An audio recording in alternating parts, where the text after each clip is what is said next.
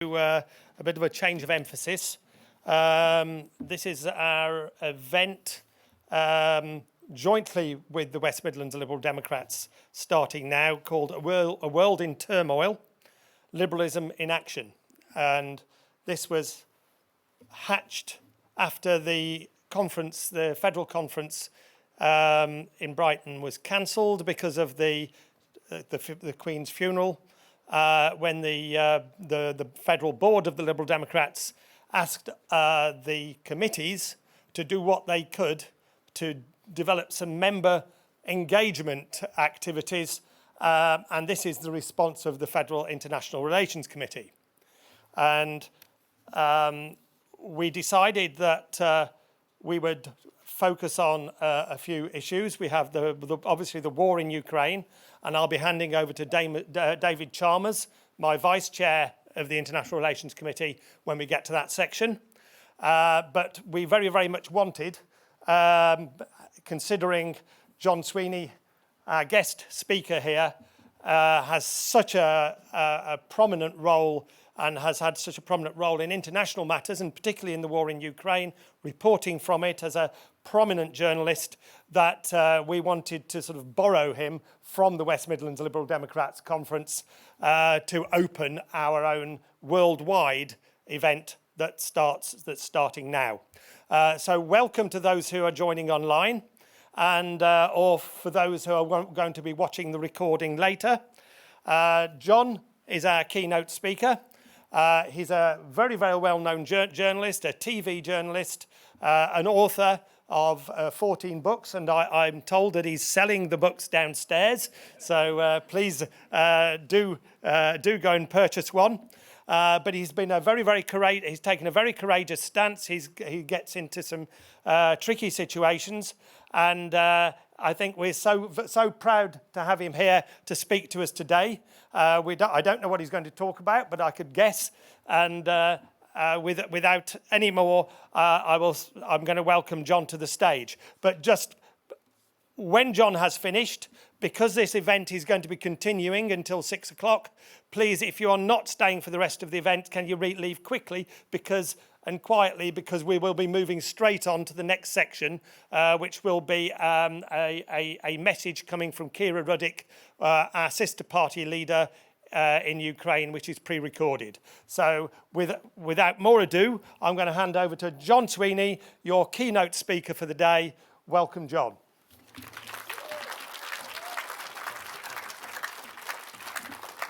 Thank you very much. And before I start, I'm obviously, why is this crazy guy wearing a silly orange hat? So, at the very start of the Battle of Kyiv, it was cold. There was snow on the ground, and I'm bald. And I look in my duffel coat, and there's this orange hat, and I bought it in a ski resort in Italy about 5 years ago. And I can remember saying to the guy, "Have you got anything else? It's an awful colour." and he said, "No, but I'll sell it to you for €3. So I had it, so I put it on. And then very quickly, you worry about, for example, Russian snipers. Are they going to kill you? And my ex was a good friend. She said, "Get that bloody hat off. The Russian sniper's going to kill you." But they were 12 miles away at the height of the Battle of Kyiv, which is actually a long way away. And so the real problem at that particular moment was the Ukrainian cops and Ukrainian soldiers. And I got arrested on day 2 of the war because a Ukrainian soldier called Vlad Demchenko thought I was a Russian spy. And I said to him, "Do I look like a Russian spy?" Conference. Never argue with the Ukrainian with a loaded machine gun. So I was detained and held in a secure place. My passport and press pass was taken from me. But part of it basically, some people play golf, some people spot trains. My hobby is being arrested in funny and strange places. And very quickly, I've been arrested in Russia, and it's unpleasant. I've been chased by the Chinese secret police. I've been arrested in Zimbabwe under Mugabe. And at that moment, we were all threatened. I was a part of the BBC team. We were undercover. The secret police found out who we were. And we were threatened with detention and going to Harare Central Prison, and they threatened us with anal rape. And I turned to my producer, Simon Finch, and I said, well, boss, what do we do now? And Simon goes, that's the first time you've ever called me boss. But immediately, or very quickly, a very nice Ukrainian lady gave me a cup of tea. And then the guy who'd arrested me, Vlad Demchenko, he started Googling me, and he'd seen I've actually doorstepped Vladimir Putin. And Putin doesn't like my question, which is about MH17. It happened in 2014. And then he said, so you've challenged Vladimir Putin? Yes. And then he sees I've challenged Donald Trump, and Donald Trump walked out to me. I said, you've challenged Donald Trump? You've interviewed Donald Trump? Yes. I told you, I'm not a Russian spy. And by this point, they booked for me to go and see the Ukrainian intelligence, the SBU.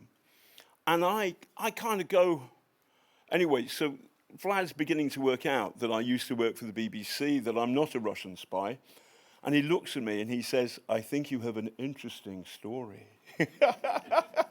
So the reason I wear this silly hat is because it's proving to the Ukrainian cops, Ukrainian army, I'm not a Russian spy.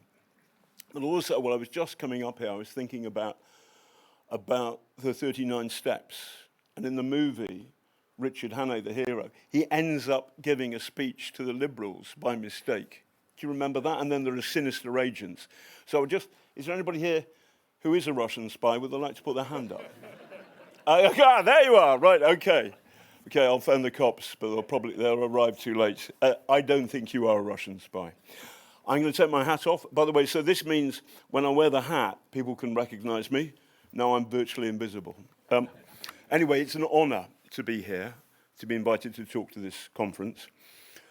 But frankly, I feel a bit of a fraud talking to you lot, because please keep it quiet, don't mention it. I'd really like to become a Liberal Democratic MP, but there's only one problem. I keep on failing the theory test. The last time the results came back, and there was this. Early answers spent too much time analysing and commenting on the general situation, and not enough explaining why the individual Lib Dem policies were important. Later answers were underdeveloped, particularly the last answer, which was very brief. There was relatively little constructive comparison with the policies of other parties. What? Would that be the policies of the Conservative and Sewage Party? Number one of which is making Brexit work? Are they kidding? Or Labour, the party that wanted to saddle the country with Jeremy Corbyn? Okay, I'll keep on trying to pass the theory test. But I tell you something, ladies and gentlemen. On not the theory, but the practice of democratic politics, well, I know some folk who are truly admirable, and they are the people of Ukraine. They are teaching us something in the West we seem to have forgotten, that free speech does not come free, that democracy must be defended, that sometimes you have to fight like tigers for the rule of law. I was in the Ukrainian capital for the whole of the Battle of Kyiv, and I spent more of this year there than here in Britain. I'm going back to Kyiv on Monday, and I'll tell you why. I've seen the evidence that the Kremlin is a lie factory with my own eyes. Vladimir Putin has said at the beginning of the special military operation, it's a war, that Russia is not targeting civilians. The Russians fired 2 rockets at the TV tower in Kyiv, and in the morning I was the first reporter into the Kyiv TV tower complex. I saw blood on snow, the remains of a civilian worker. Outside on the streets, I watched the people from the city morgue arrive and lay blankets on the corpses of an old man and a mother and her 5-year-old child. Civilians killed by the Russian state. That was the first time I saw, by the way, that was the first war crime I saw with my own eyes this year, but not the first that Russia has committed by a long chalk. In February 2000, 22 years ago, I went undercover to Chechnya for my old paper, The Observer, and I saw evidence of the Russian army's use of vacuum bombs. Essentially, it's a two-stage bomb. It releases a cloud of petroleum jelly, and then there's a second ignition, and it blows up the petroleum jelly, and then everybody around that bomb will die because all of the oxygen in the air is sucked in. People's lungs get sucked inside out. I met one man who said that 14 members of his family had been killed, and he showed me the parachute straps, which is how the bomb is delivered. And I saw evidence and interviewed the sole survivor of the Russian army bombing a refugee column. She was 8 years old, and she told me that she remembered their car had a white flag. There was a stick with a white flag attached. They were refugees, and they were bombed by the Russian army 22 years ago. So, war crime after war crime after war crime. In Chechnya in 2000, in Syria in 2016, in Ukraine in 2014 and onwards in the east, and now across the whole of Ukraine. Again and again and again. But, pay attention to the dates. I first called Vladimir Putin a war criminal in March 2000 in the pages of The Observer. My reporting was lost on New Labour. Tony Blair went to Russia and anointed Vladimir Putin the new power in the land before he was elected. Peter Mandelson was thick with Oleg Deripaska, one of Putin's darkest oligarchs. Jeremy Corbyn gave the Russian secret state the benefit of the doubt over the Salisbury poisonings, an unforgivable betrayal of Britain's national security. Blair, Mandelson, and Corbyn were Vladimir Putin's useful idiots, all concerned deny any wrongdoing. I used to work for the BBC, so I put that in every now and then. But they would, wouldn't they? And what, you might ask, of our political opponents to our right? The moment the Ukrainian army liberated Kherson, I put up two flags. The first was their own, Ukraine's national flag. The second was the flag of the European Union. So the Ukrainians are fighting for their lives against Vladimir Putin's killing machine, and they're getting their sovereignty back, good and proper, and they want their European star. And us in Britain, we gave it away. And we gave it away because we were conned something rotten. We were sold a dark fairy story that Brexit would make us freer and richer. None of that turned out to be true, as those of us who voted Remain said so. I'm sorry to say it, but we told you so. For the majority of people who voted for Leave were lied to. Who lied? Aaron Banks. We still don't know the true nature of his relationship with the Russians. How many times he met with the Russian ambassador and his gang, where exactly his money for Brexit, at £8 million, the biggest single donation in British political history, where that money came from. As my friend Christopher Steele, the former MI6 officer, who wrote the dossier on Donald Trump's adventures in Moscow, says, no investigation of who exactly paid for Brexit was carried out by people up to the job. By that he means not the under-resourced Electoral Commission or even the underfunded National Crime Agency, but the signal intelligence people at the National Security Agency and the serious investigators at MI5 and MI6. But they have not been asked to do that job, to find out who really paid for Brexit. Why not? Perhaps because the Conservative Party does not want to know the answer. Aaron Banks denies any wrongdoing, but he is palled around too much with the men with snow on their boots, the officers and agents of Russian fascism. He is compromised.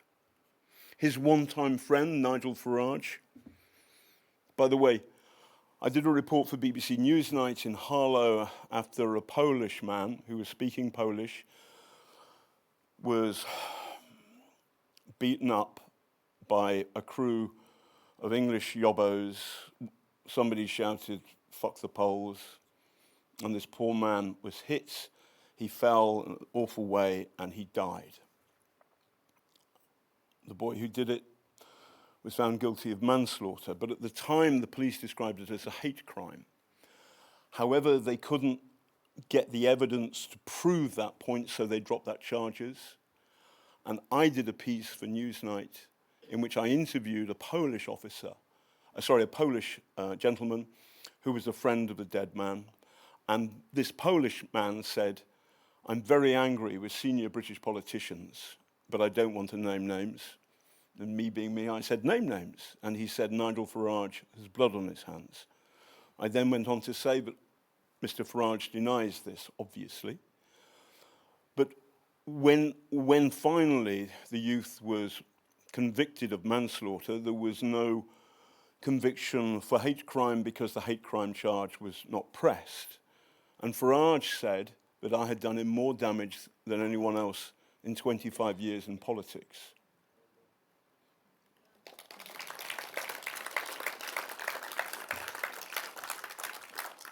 Farage didn't clap me, but I'm proud of that. And I do not think the Polish man who died would have been alive had things been said differently during the Brexit referendum. I think he should still be with us. And the idea that a Polish man, and I remember my dad, who was in the Battle of the Atlantic when he was alive, he used to say, "You don't want to fall out with the Poles. Their cavalry charged the Nazis." And their mathematicians gave Bletchley Park the Enigma machines which allowed the brilliant Alan Turing and all the other brilliant people at Bletchley Park to be able to smash the Nazi codes. So that, for example, one engineering officer in the Merchant Navy, my dad, lived through the war because Polish intelligence helped us. And the idea of a Pole being killed after the Brexit vote because he was talking Polish, it's abhorrent to our civilization, to everything that my father and my mother's generation fought for when they defeated the Nazis in the Second World War.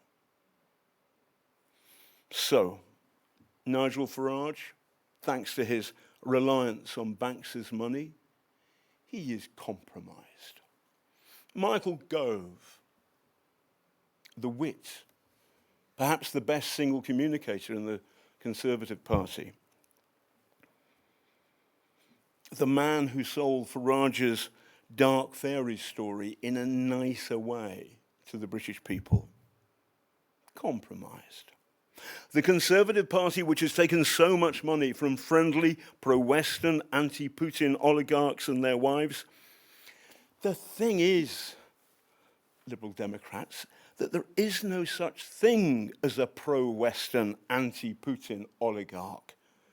If there are an oligarch, They owe fealty to the master of the Kremlin. They are his slaves.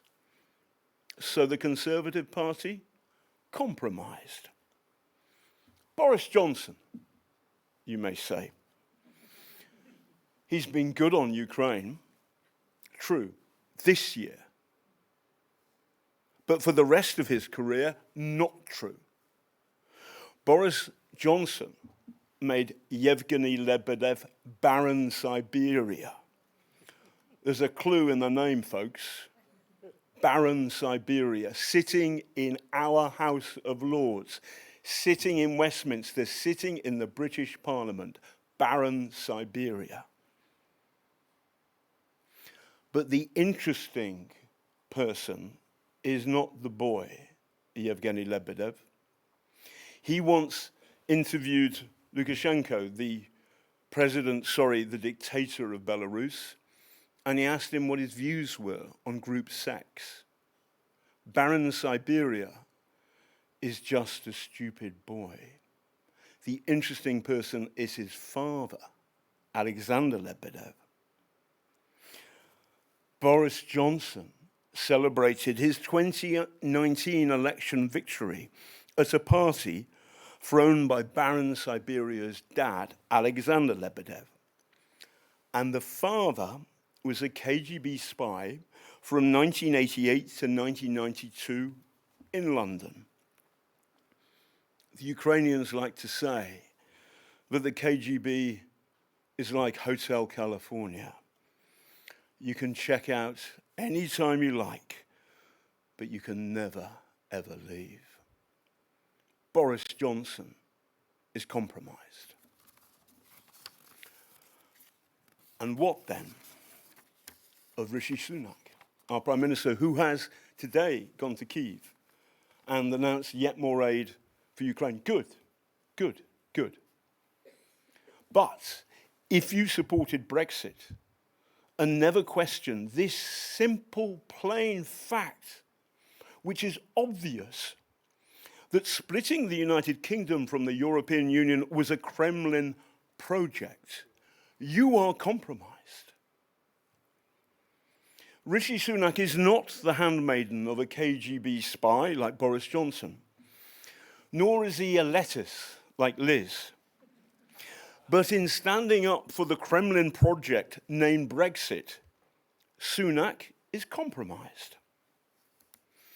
I have to say that the only party that can be truly trusted to stand up to Russian fascism, ladies and gentlemen, is this one. Ed Davey has no snow on his boots, and good thing too. Having said that, I believe passionately that the Liberal Democrats should adopt a simple three-word policy on Brexit. Repent, rejoin, rejoice.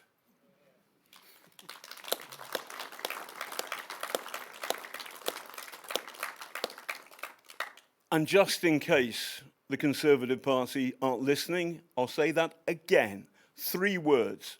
Not taking back control. Repent, rejoin, rejoice. Thank you for listening to me.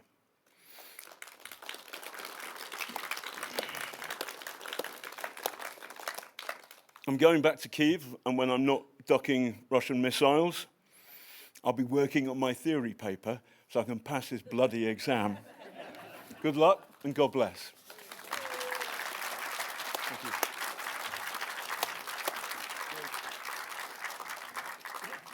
Well, we just have about 3 or 4 minutes for a question, if I've got one. I think Paul's got one. Has anybody got a microphone for him?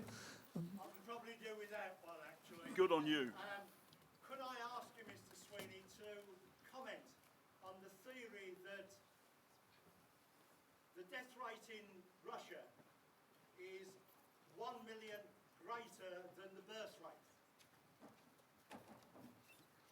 The Southern Caucasus is predominantly Muslim, and therefore Putin needs the 40 million Ukrainians in the Slavic family to redress the balance?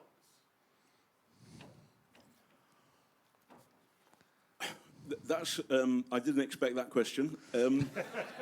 So that may be part of it, but I think the big thing is a kind of dark nostalgia that Putin has, that the Soviet Union, as he said, was the end of the Soviet Union was the greatest geopolitical tragedy of his lifetime. And you have to say, what? What's wrong with you? The First World War, the Second World War, the Holocaust? Towards the end, the Soviet Union under Brezhnev, there was a kind of amiable senility about some of it. If you were Russian, but if you were one of the other nations under the thumb of the Soviet Union, it was dark. If you were Eastern European, it was dark. If you were Ukrainian, it was dark. And essentially, under Stalin, it was evil. And I think we're only now beginning to see and recalibrate what we thought about the Soviet Union. So I think it's a bigger question that Putin is an old man who lives inside an old and mad dark nightmare, and he doesn't understand the modern world. And the Ukrainians are fighting the Russian army from the future, and they are on our side, and we must stand by them. But there's also, I feel that Brexit is the reason why so many people voted for Brexit was because they were lied to, but also they were afraid of the future of our common European home, of our common European heritage. And yeah, listen, I'm an old man, look at my beard, but I am with the young, I am with the people in our country who want to embrace the future, not the past. I've got a quick question myself, John. When I was in the European Parliament prior to 2016, prior to the referendum, my colleagues from the Baltic states were telling me, look, whatever you do, win that referendum, because if you don't, Putin will become adventurous in terms of looking to take back territory. Now, they were telling me that from all the way through the campaign to remain in 2016. Now, whereas I don't believe it to be entirely causal, could you comment on how strong those links are in terms of to what extent is this war related to Brexit? I believe that Vladimir Putin has been at war with the West and us for a very long time, but we didn't know that. Question is, how well are we doing at fighting this war? Well, badly, because we don't know we're fighting one. And what he's done is he used the skill set that he's got as a former secret policeman. He understands human frailty, and boy, can you find frailty in, for example, the British Conservative Party. It's not that difficult, but also Labour as well. And so what they've done is that they have isolated politicians and people across Europe and in the United States. And we know, because the Americans have properly investigated this, but we know that Donald Trump's election was tampered with. That election was tampered with by the Russian secret state. We don't know the extent to which the Brexit vote was tampered with by the Russian secret state, because we haven't had a properly resourced investigation into it. Because, as I said, I do not believe the Conservative Party wants to know the answer. But it's as plain, it's as plain as the nose on my face. And it's this, is that to break up the European Union, to take Britain out of it, and to put us at loggerheads with our European friends is a Kremlin goal. I have to say, I have many friends who are Scottish, members of the Scottish National Party, and there's at least a couple of them who I'm close to love, because they're really good people. But it's also true of Scottish independence and Catalan independence that this is a Kremlin goal. If you take Scotland, for example, out of the British Army, if you take Scotland and make it independent, it becomes independent, then the British Army becomes a much, much weaker thing. The same is true of the Royal Navy, etc., etc., etc. These are Kremlin goals. And one of the joys of being a Liberal Democrat is that it is truly a national party for the entire United Kingdom. So I think Brexit was a Kremlin plan, and they wanted it to happen, and we know that Aaron Banks met the Russian ambassador several times. How many times, we don't know. What really happened, we don't know. He was investigated by the Electoral Commission, and they found that there had been no wrongdoing, etc., etc. Okay, I get that, and I've tweeted that. And he was investigated by the National Crime Agency, and they said it's okay. And then I meet Christopher Steele, and he said, these guys don't have the resources to investigate this stuff. So what we're left with is Putin smirking at us. We're left with the knowledge that the Russians, it seems, celebrated Brexit because it was a major policy goal.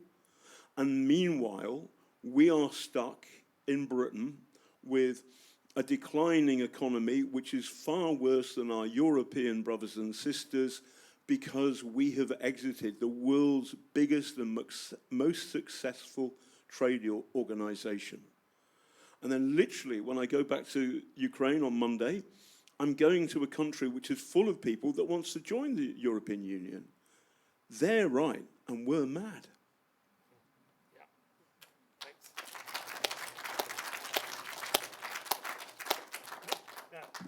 I think we're going to have to move on now Sure. because I've got a schedule of videos coming up and debates which we have to try and get done by 6 p.m. And I'll see some of you later at dinner. But thank you, John. Cheers. Thank you very much. Thank you. But please do stay around because we've got some interesting stuff for you. And our next item will be also on Ukraine. But before I introduce Kira Ruddick on video, the leader of the Holosh Party, I just want to say a few things about what the Liberal Democrats have been doing. What the Liberal Democrats have been doing since February, since the invasion. Because probably party members are not very clear as to what we've been doing. Apart from, of course, the very strong campaign we put forward in terms of of accepting refugees, where our government was really wanting. But we have the Holosh Party in Ukraine. We've been talking to them frequently, virtually every week, and not just on Zoom, but in person. But back in June, Vladimir Zelensky's party, Servant of the People, they joined the Liberal family too. They joined ALDE in June in Dublin, and we have been talking to them as well on an ongoing basis, usually on Zoom, and generally to the Deputy Prime Minister, Olya Stepanishyna, because what they've been doing with us is they've been telling us what they need for their war effort, and the original ask was for the more precise missiles and weapons, the HIMARS. The second ask was for finances to help their deficit, because their economy has plunged by 40% because of this war. So they've obviously got a problem with the tax take. So we are actually providing them with direct support, not just Britain, but a lot of other Western countries as well, to their budget. And the third thing they asked of us was anti-mining equipment. Because they were predicting actually taking some territory back and also needing to demine some of the harbours. So, and we were able to pass that on because, believe it or not, we do actually have very good relations with the Defence Minister. Ben Wallace is probably the only government minister that we have very, very good relations with. But our parliamentary team has been feeding stuff through. So this is quite rightly been done without any grandstanding. So party members are probably really quite in the dark as to what we've been doing. We've been working very, very hard on behalf of our Ukrainian sister parties and the Ukrainian people to try and keep a solid front And that's why we've been really quite supportive and pushing the government to do the right things. Not in public, because we don't want an adverse reaction from the government. We want them to do the right thing. So we have actually played a very, very big role in this, and it's not necessarily known by our party members. With that, I'd like to introduce Kira, who should appear on the screen in a second. I interviewed her in Johannesburg, where we were both present to try and bring forward a bit more support from African countries at the Africa Liberal Network Congress, bring them to support Ukraine more, because a number of them were still taking the Russian line. So over to Kira. It's a thank you to the Liberal Democrats. Hello, I am Kira Rudik, member of Ukrainian Parliament, leader of the Liberal Party Holos, Vice President of ALDE, and a friend to Liberal Democrats. We are almost at 8 months of the war that Russia started on us. And we are in lieu of the most complicated autumn and winter since the Second World War. Not only for European countries, not only for Ukraine, but for the whole world. We are facing all kinds of crises: energy crisis, food shortage crisis, cost of the living crisis, economic crisis, war crisis, immigrant crisis, all kinds of crises. And if there is only one good lesson that this war taught us, is that the answer to all of these crises is one. It's unity.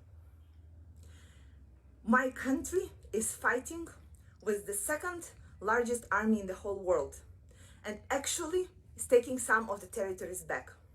I do believe at the time when you will be watching this video, we will have more and more successes, and I can't begin to tell you how proud I am. But we would not be able to do that alone. This is absolutely clear. We are doing that because we are receiving the support from all over the world, and most of all, from Britain. I do want to thank all of you for standing behind us, alongside us, for sending money, good words, and pushing your government to send us more and more weapons. Since the beginning of the war, Ukraine became a true partner, a part of the European family, and got so many friends and established so many relationships that I do believe will continue. Thank you so much for standing with us in this fight. There is another point that I think is incredibly important, is the more we are in autumn and winter, the more people will be complaining that their money, taxpayers' money, are used to support Ukraine or to buy weapons or to support our refugees. And it is fair. It is hard for everyone.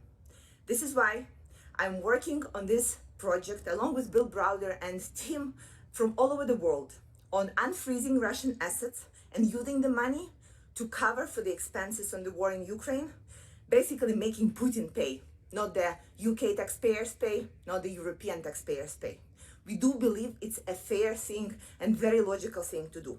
It is a legislative nightmare, I can tell you right away. But it is something that we need to do, and I am asking for your support in this right now as a key political things that would need to happen till the end of the year or maybe at the beginning of the year. I think that would be a fair next step in supporting Ukraine and covering a little bit for the expenses that you guys have in the United Kingdom. With this, thank you so much. I can promise you that we will be fighting hard and that we will win this war. I'm looking forward to see you on our Congress that was moved, and glory to Ukraine. Yes, Kira has actually been wandering the world, drumming up support for Ukraine, and she's doing a great job. She's a sort of one-woman dynamo. And I'm now going to hand over to David Chalmers for the next section, which actually continues this theme. David, can you come to the microphone? David is the Vice Chair of the Federal International Relations Committee. And over to you, David. Thank you very much, Phil, and good afternoon, everyone. I'd just like to say thank you to all the party members who supported in re-electing me to the Federal International Relations Committee, because I'm really honoured to be a part of that group, and I'm proud of our party and its internationalism and how much we value our international contacts. Phil has spoken of how we as a party have connections with liberal parties around the world. And what you're going to see now is a snippet from a debate. It's an edited debate which took place earlier this month between Richard Ford, our defence spokesperson in the Commons, and Andrei Azadchuk, the defence spokesperson for Kira Radek's party in Ukraine. And this is one of the debates that we've had through the year. We've talked to other sister parties around the world, not forgetting as well that also in Taiwan, the government there is one of our sister parties. And you'll see a debate about China coming on later. So I'm going to hand it over to this because I think it's important for you to see this, but it really does show how we as a party have those connections with other parties around the world. We're able to learn from one of them. Phil has talked about how we've actually been able to bring that forward in Parliament. And I don't see that with the other parties in the UK. And that makes us different. And that's why I think it is so important, our internationalism and the value that we place on that part of our party. So I'm going to hand over to the video, and I think this is a great opportunity for us to showcase what we do in the international group. Thank you. Good afternoon. I'm David Chalmers, and I'm chair of the Lib Dem European Group and vice chair of the party's Federal International Relations Committee. Earlier this month, I had the opportunity to sit down with two distinguished speakers, Andrei Azadchuk, who is a member of the Ukrainian Parliament, a member of our sister party Cholos, and also their defence spokesperson, and Richard Ford, our newly elected MP for Tiverton and Honiton, and also the Lib Dems' recently appointed spokesperson on defence in the Commons. Originally, we had planned to have this conversation about the war in Ukraine and European security at our party conference in the autumn, but obviously with events that took place, we moved it online. Hopefully this will give you a taste of the many events that we hold throughout the year. We as a party are really lucky and fortunate that we have such strong international links, and we're able to bring such distinguished speakers together to really have such informed debates on important topics of the day. And this debate on the war in Ukraine, I would say, is no exception. I think you'll find it really insightful and riveting, some of the answers and the discussions that took place. And it is only a few snippets of what actually, of the event that happened a couple of weeks ago. Richard delving into his experience as a major in the war in Iraq, and Andrei literally sitting with the war raging outside his apartment in Kiev. If you'd like to find out more about our work at the European Group and what we do, go to our website ldeg.org and we'll be able to find out information. And I look forward to seeing you at one of our events in the future. Have a good afternoon. Thank you. Bye-bye.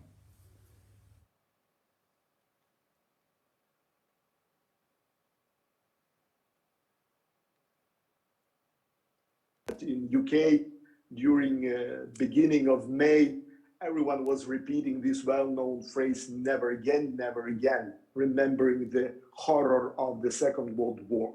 But it happens. And now I think it's extremely important to find fair and detailed answer on the question why it happens. And I'm calling your political and professional community to have internal discussions on this, because it's a very extended topic. It cannot be covered in a couple of minutes, but it is very, very important for all of you to look back and to understand when the mistakes has been done. And I'm emphasizing that it was not just one mistake or two mistakes, it was a sequence of events. It was the sequence of events of ignoring of very important facts which was happening in modern Russian Federation, meaning that everyone ignored the Russian business, Russian state-owned companies, Russian businessmen, which were accepted in the West and in particular in the United Kingdom as equal citizens. But at the same time, the fact that the paramount majority of the money of Russian Federation and Russian oligarchs was obtained through corruption and through abuse of political power was absolutely ignored. The realities of Russian Federation of the last 20 years were ignored. Even things like full destruction of independent media, physical killing of political opponents, and other dozens of absolutely cruel things were ignored. So that's why now the important question for the West is to understand how much you're ready to pay and sacrifice to stay in the West, because in fact, Ukraine is now defending the West. We are fighting together. So we want our allies to stand with us and to use all available resources to bring this war till the end. If you ask what is our aim, I can answer in one word: victory, and victory at any cost. And when I say we, it's not about Ukraine. It's about Western world, which is now fighting against the coalition of this, dictatorship triad of Russia, Belarus, and Iran. While we're living in security, and I should say some comfort here in Western Europe, I really do salute the fact that you and other Ukrainians are really at the sharp end of this fight for civilization, which is how it feels from this angle. And so actually, I find it frightening that we find ourselves in this situation, not as NATO units engaged on the ground, but in what some people are calling a proxy war, with Ukrainians fighting it on behalf of Europeans. I mean, in terms of some of those mistakes that may have or may not have led us to this point, I mean, it feels to me that the UK's integrated review didn't pay nearly enough heed to the threat that Russia posed, and we were following the US in talking about, say, pivots to Asia and thinking more about the Indo-Pacific region, when really, frankly, we needed to be talking about European Britain rather than global Britain. But we can. It will be for historians actually to pick over what part a divided Europe played in Putin's roll of the dice last February. We are where we are. Even if NATO is not directly engaged in the fight, I think we have to see continued NATO solidarity with our allies in Ukraine, and to be doing so as one alliance. That's the only way I think we can really bring about what Andrei described as victory. Thank you. This coalition and all the actions of our allies had one very strong weakness, and we're still witnessing this weakness now. The coalition is reactive one. Since February, before February 24, we were asking for the resources because we were well aware about what may happen. Remember that before February 24, we've got just, as I call it, street fight weapons. Javelin and NLAV is good stuff, but it's a short-range weapon, in fact, for the street fight. You cannot stop the tank brigade with such kind of weapon. From day one, on February 24, I would remind you, Russia launched 160 cruise missiles on Ukraine in one day. We were asking to defend the sky because it was understood from the very beginning that the sky will be a challenge. After October 10th, attacks on the downtown of Kyiv, when missiles were exploding just, I think, 900 meters from my apartment where I'm sitting right now. For you who don't understand the Kyiv geography, so Imagine London, the Hyde Park corner. So it's the same was in the park in University Park in Kyiv, meaning the missiles were exploding just in the heart of the capital of European country with 2.5 million population. Only after that, we saw substantial change in the decision-making on air defense system of Ukraine. Neil Ferguson, the Harvard historian, put it well. He said that the West is not doing enough to enable Ukraine to win. It's only doing enough so that Ukraine does not lose. I mean that in some ways that's the worst of all worlds, because by prolonging conflict, you're prolonging suffering.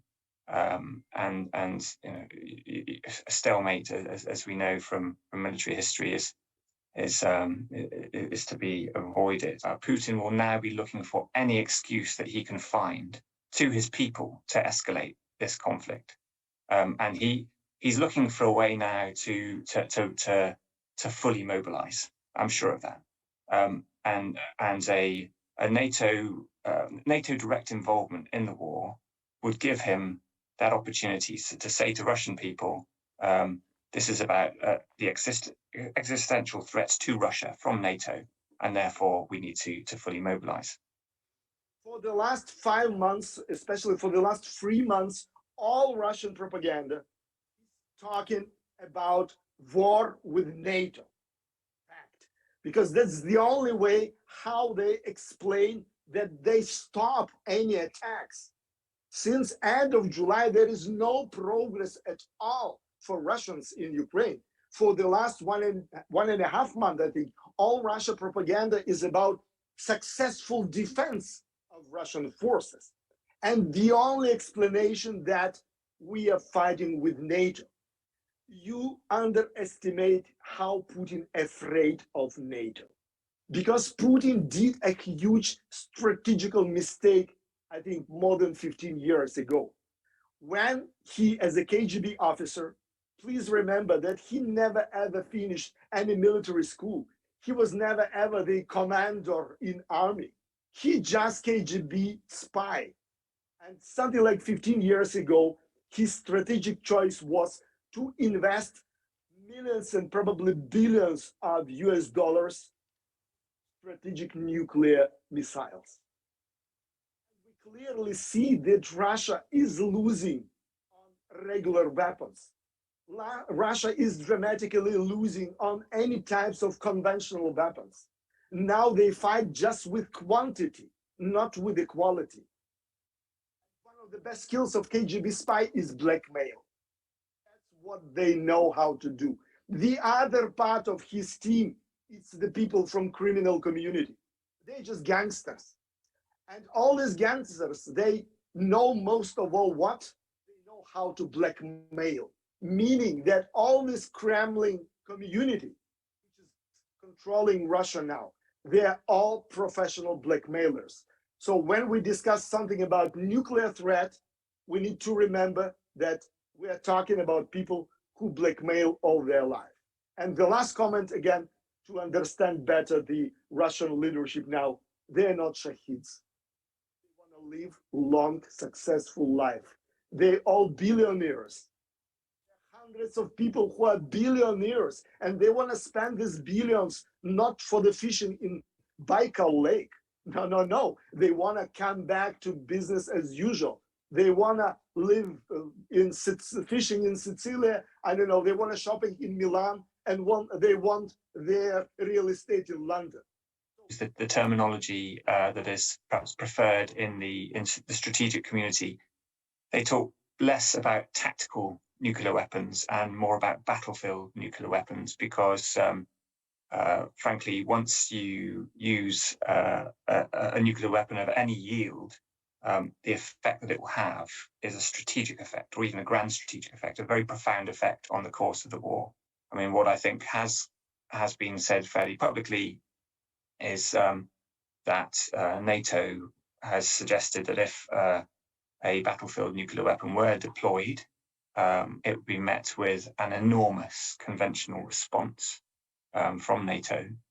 I mean, it strikes me that that is what Putin would find really quite desirable in some respects, because that then any illusion that remains of this being a special military operation involving Russia in Ukraine is then no longer realistic, and because it then becomes an all-out Russia-NATO conflict. I mean, the invasion of Iraq was a very different conflict, and that was, I would argue, not a just war, whereas your war with Russia is very much a just war for Ukrainians. I think the chance of any use of nuclear weapons in Ukraine is extremely low, dramatically low, that the winter will be extremely challenging. And if anyone from Ukrainians who left the country in February or March will come back to Ukraine now, it will be even more difficult to run away again, I don't know, in December or in January. Meaning that it's impossible to do everything what depends on you to take care on Ukrainians who are physically in the West, who are physically in United Kingdom, for example. Because as many of them are staying there, as less resources than here.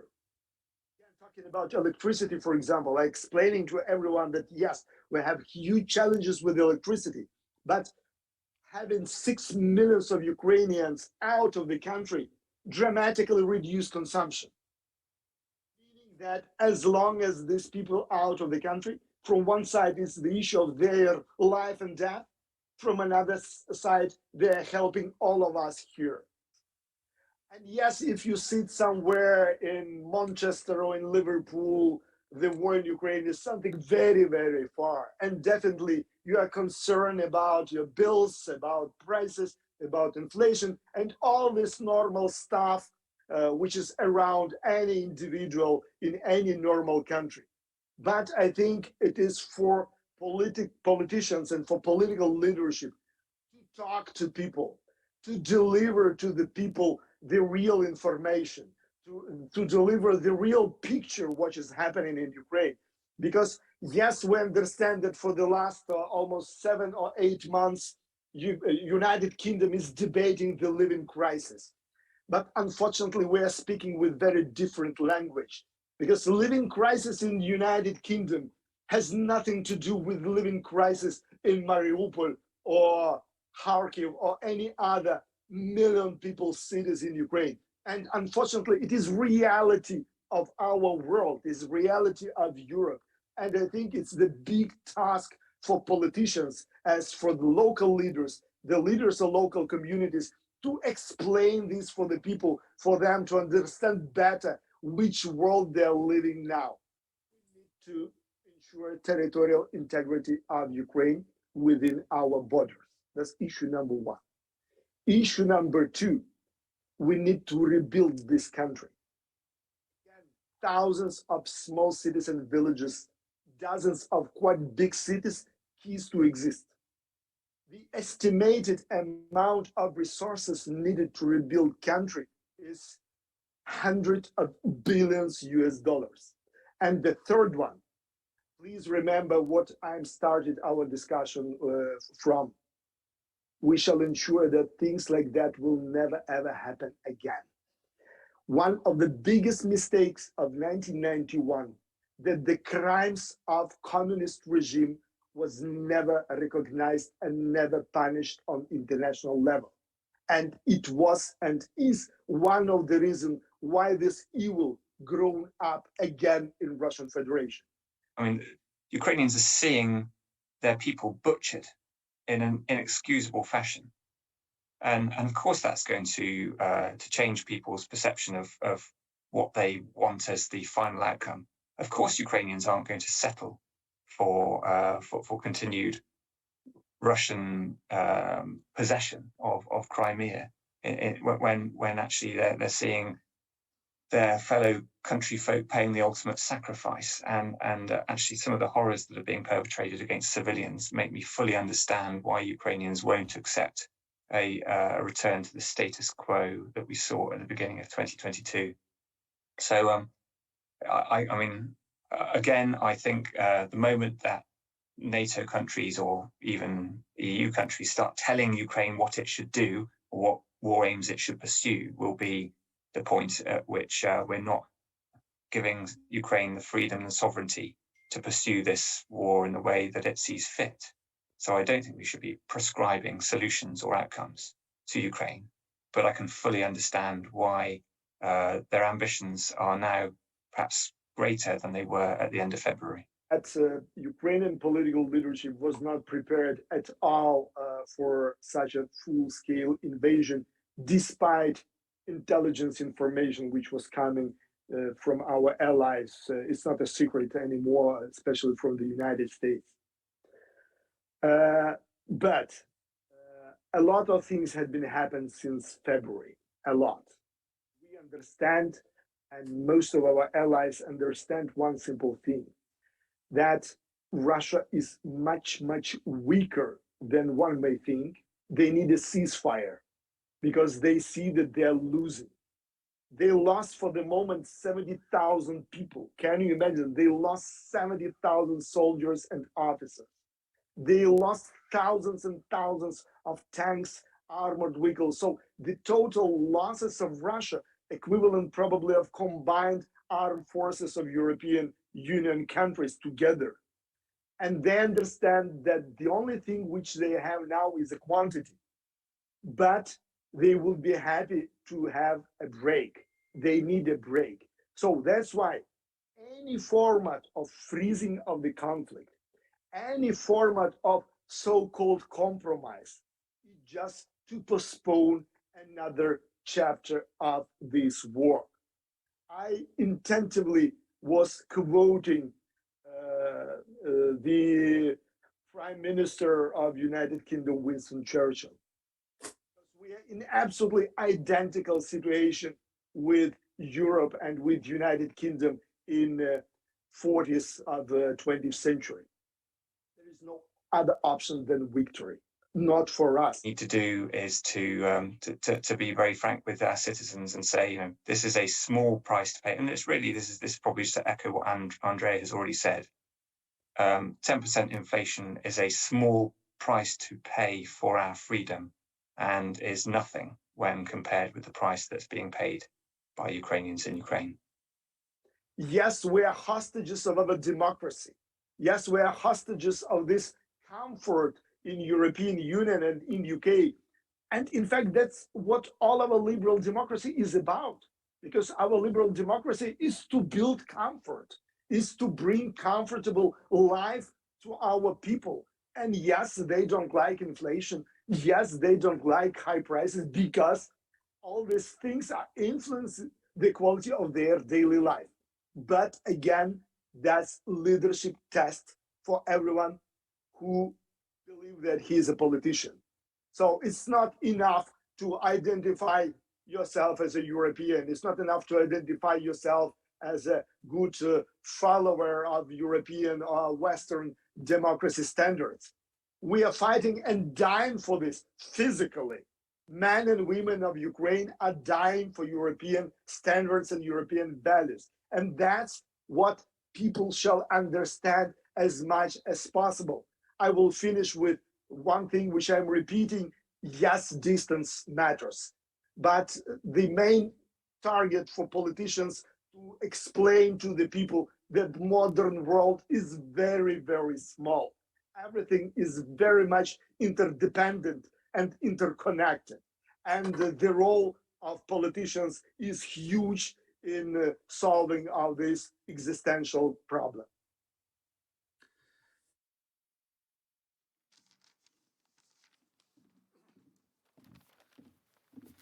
Well, thanks to David for organising that debate, which you can see, and that is just an abridged version of the debate. Our next section is slightly connected in that I was very keen in my new role as Vice President of Liberal International to travel to Johannesburg to the Congress of the African Liberal Network, because I wanted to speak to African politicians about how the knock-on effects of the war, particularly the food price inflation, even the non-availability of fertilizers, which is really affecting Africa and the developing world, because it's pushing up basic food commodity prices even further. I was also interested to see how they were taking on the challenges of against democracy, and also particularly with the Zambians, how they're dealing with this IMF bailout, considering we now have a liberal government in Zambia, and its predecessor mortgaged a lot of its assets to the Chinese, and now have loans that are very, very difficult to service to China, which you'll hear are also extremely opaque, and they're struggling to get to the bottom of it. So this was the motivation for me to go to Africa, and you can see that I interviewed a number of politicians, and just watch out also just for a very brief one where I interview an academic from Brisbane University, who is actually a Congolese national born in Burundi, for his view on the British government's policy on sending our refugees to Rwanda.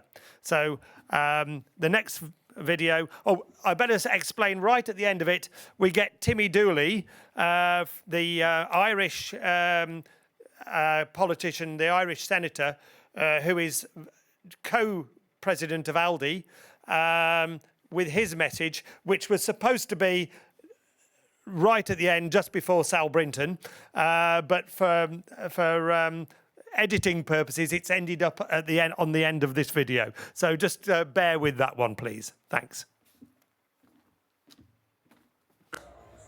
Now, I'm here with Catherine Amanyo from the ODM from Kenya. She's a newly elected MP. And of course, we've just had quite a controversial presidential election in Kenya. And Catherine, can you give me some views on the election and the narrow loss by Raila Odinga, your party leader, and how do you feel that it's going to settle down after the election? Raila Odinga won, but he's not in State House. There's a lot that is under the bridge, and because we chose peace, he is a gentleman. He's just let it go because of the love he has for the people. As much as I would love to accept what has happened, but it is not right to cover up impunity or bungled elections. So as for now, that is what has happened. Yes, it's. I know that you've taken a very, very strong stance against corruption, and one would hope that if you continue in that line, you will eventually get into government rather than being the perpetual opposition. Can you tell me how the current rise in food prices and fuel prices is affecting people in Kenya, and what the political forces of both government and opposition are proposing to do about it? Firstly, it's unbearable because most Kenyans can't afford $1 a day.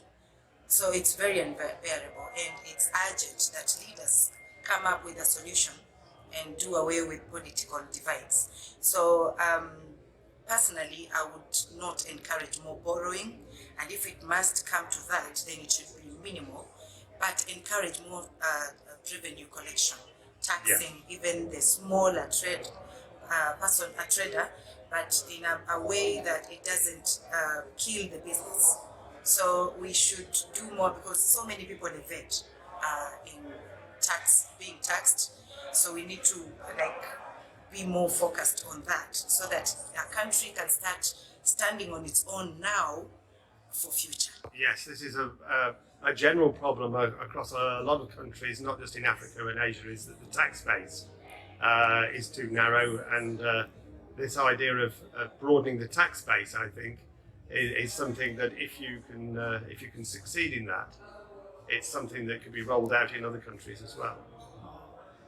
Thank you. Thank you, Catherine. Thank you. My name is Gerard Mulao, People's Alliance for Change Secretary General, a political party in Zambia. Basically, we are two liberal political parties in Zambia, the UPND and ourselves, and we are the Liberal Party that is in opposition. Yeah. And Gerald, it's been in the news that Zambia is trying to deal with an IMF deal to try and get it out of its financial crisis. Can you say a bit more about that? Yeah, the previous regime left us in a lot of debt, unsustainable situation, and I think the challenge for the new team was to find ways and means of how, you know, they can deal with this debt and, you know, unlock the economy, because as we speak there are a lot of challenges in a number of sectors, and I think that was the background on which you know, the current team engaged the IMF to try and, you know, borrow cheap debt which can, you know, speak to the needs of the people of Zambia. And I think in the news you have heard that the IMF have come to the party and they have given Zambia an opportunity to borrow, I think, close to 1.3 billion, which was approved initially.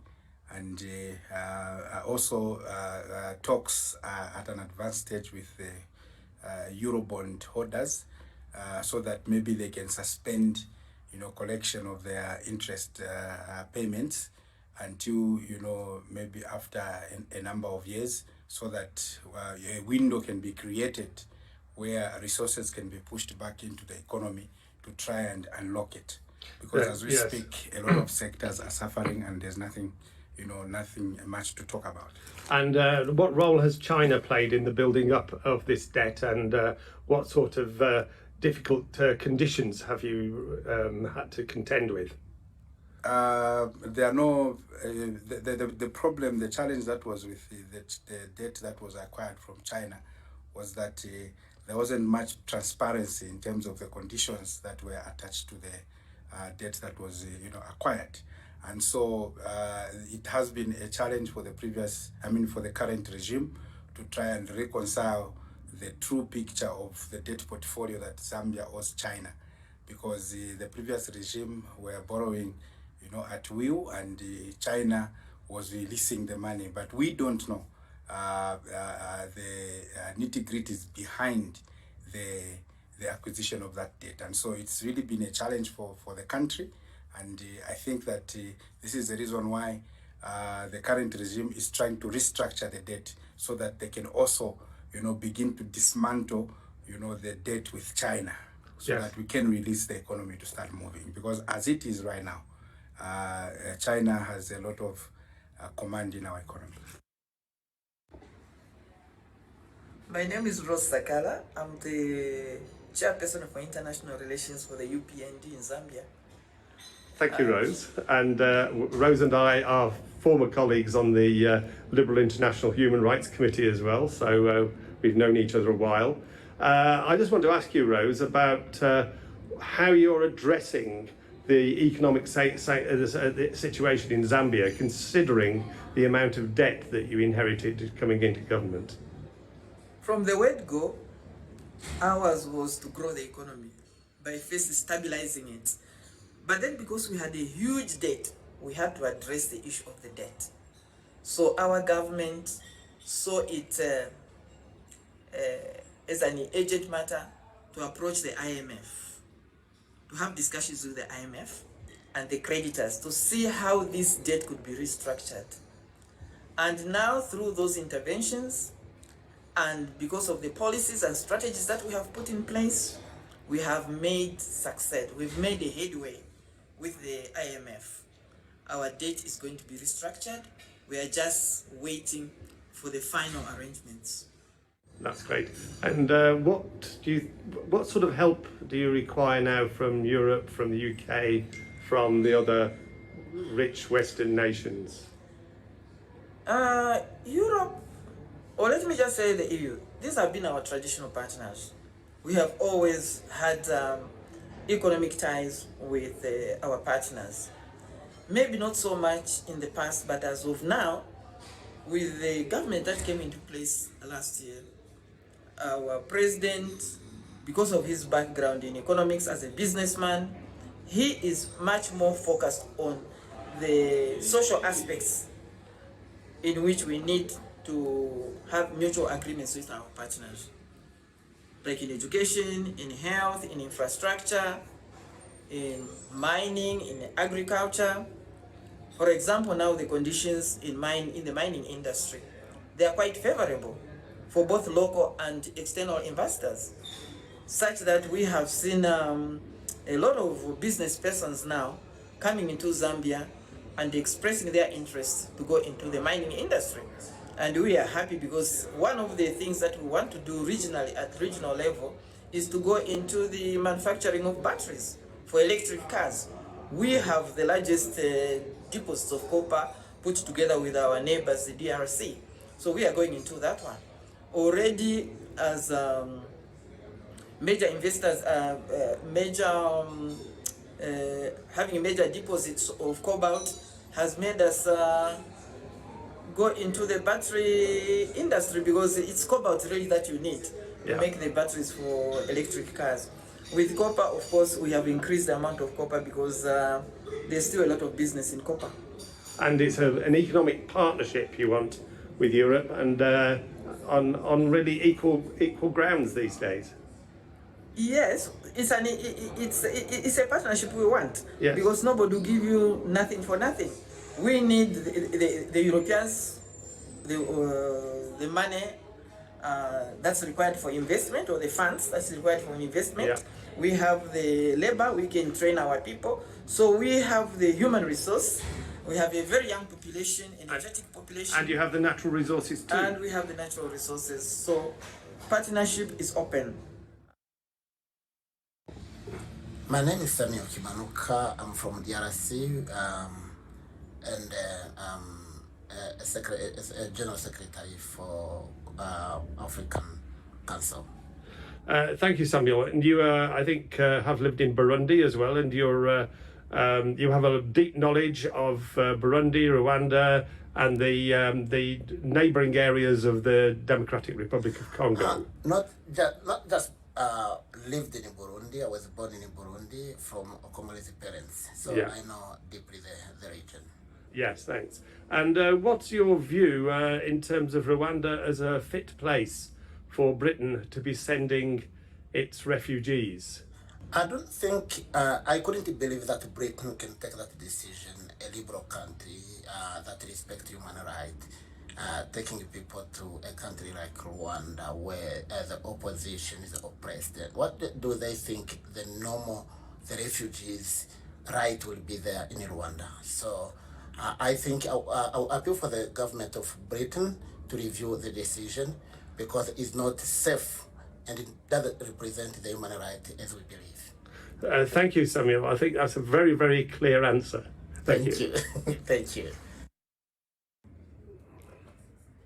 My name is Ismail Jusa, and I'm coming from Zanzibar, the beautiful islands off the coast of East Africa. And Ismail, you're obviously your nation state is Tanzania. What sort of democratic challenges have you experienced recently in your country? Well, Tanzania has never been a full-fledged democracy. Even after 1992, when multi-party system was formally restored, we still had many issues unresolved. For example, we still retained a one-party constitution to support a multi-party state. But also we still have state security organs whose loyalty is to the ruling party and not to the state as such. We still have got an electoral commission that is completely biased in favor of the ruling party, totally appointed by the president, who is also the candidate and chairman of the ruling party.